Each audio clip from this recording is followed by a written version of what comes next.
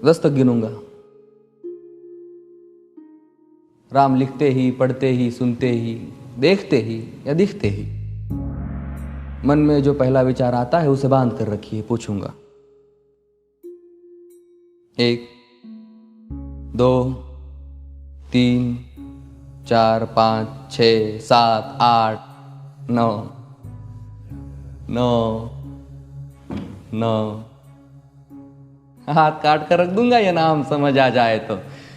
कितनी दिक्कत होगी पता है राम समझ आ जाए तो। भाई राम राम तो कह लोगे पर राम सा दुख भी सहना होगा। पहली चुनौती ये होगी कि मर्यादा में रहना होगा।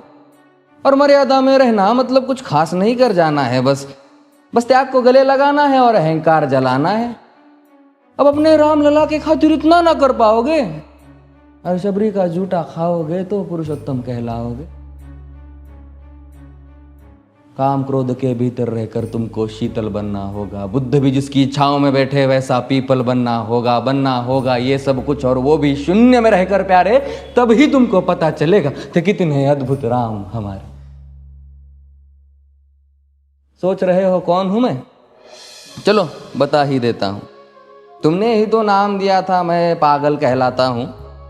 नया नया हूं यहाँ पे तो ना पहले किसी को देखा है। वैसे तो हूं त्रेता से, मुझे कृष्ण किसी ने कलयुग भेजा है। भाई बात वहां तक फैल गई है कि यहाँ कुछ तो मंगल होने को है कि भरत से भारत हुए राज में सुना है राम जी आने को है। बड़े भाग्यशाली हो तुम सब। नहीं, वहां पे सब यही कहते हैं कि हम तो राम राज्य में रहते थे पर इन सब में राम रहते हैं। यानी तुम सब में राम का अंश छुपा है। नहीं मतलब वो तुम में आते हैं रहने। सच है या फिर गलत खबर? अगर सच्ची है तो क्या कहने। तो सबको राम पता ही होगा, घर के बड़ों ने बताया होगा। तो बताओ फिर कि क्या है राम। बताओ फिर कि क्या है राम। बताओ। अरे पता है तुमको क्या है राम?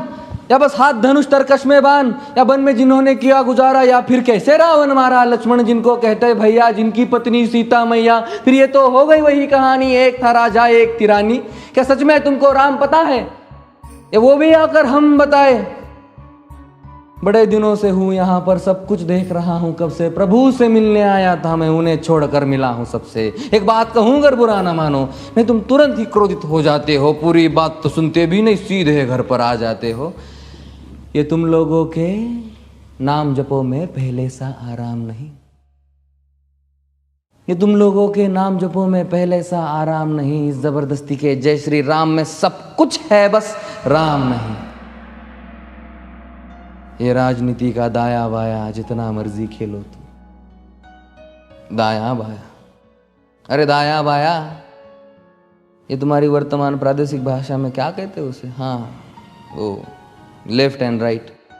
ये राजनीति का दाया बाया जितना मर्जी खेलो तुम चेतावनी को, लेकिन मेरी अपने जहन में डालो तुम। निजी स्वार्थ के खातिर अगर कोई राम नाम को गाता हो तो खबरदार अगर जुर्रत की और मेरे राम को बांटा तो। भारत भू का कवि हूं मैं, तभी निडर हो कहता हूं राम है मेरी हर रचना में। मैं बजरंग में रहता हूं, भारत की नींव है कविताएं और सत्य हमारी बातों में। तभी कलम हमारी तीखी और साहित्य हमारे हाथों में। तो सोच समझ कर राम कहो तुम। ये बस आतिश का नारा नहीं, जब तक राम हृदय में नहीं तुमने राम पुकारा नहीं। राम कृष्ण की प्रतिभा पर पहले भी खड़े सवाल हुए। ये लंका और ये कुरुक्षेत्र यूं ही नहीं थे लाल हुए।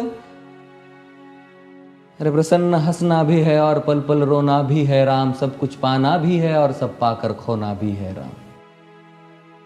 ब्रह्मा जी के कुल से होकर जो जंगल में सोए हो, जो अपनी जीत का हर्ष छोड़ रावण की मौत पे रोए हो। शिव जी जिनकी सेवा खातिर मारुत रूप में आ जाए। शेष नाग खुद लक्ष्मण बनकर जिनके रक्षक हो जाए। और तुम लोभ क्रोध अहंकार छल कपट सीने से लगाकर सो जाओगे तो कैसे भक्त बनोगे उनके, कैसे राम समझ पाओगे? अघोर क्या है पता नहीं और शिव जी का वरदान चाहिए। ब्रह्मचर्य का इल्म नहीं, इन्हें भक्त स्वरूप हनुमान चाहिए। भगवा क्या है पता, लहराना सबको होता है पर भगवा क्या है वो जाने जो भगवा ओढ़ के सोता है। राम से मिलना, राम से मिलना, राम से मिलना है ना तुमको? निश्चित मंदिर जाना होगा पर उससे पहले भीतर जा संग अपने राम को लाना होगा। जय सिया राम। और हाँ, अवधपुरी का उत्सव है, कोई कसर नहीं, सब खूब मनाना। मेरे प्रभु है आने वाले, रथ को उनके खूब सजाना। वो द्वापर में कोई राह तक है, मुझे उनको लेने जाना है। चलिए तो फिर मिलते हैं, हमें भी अयोध्या आना है। जय सिया राम। फिर से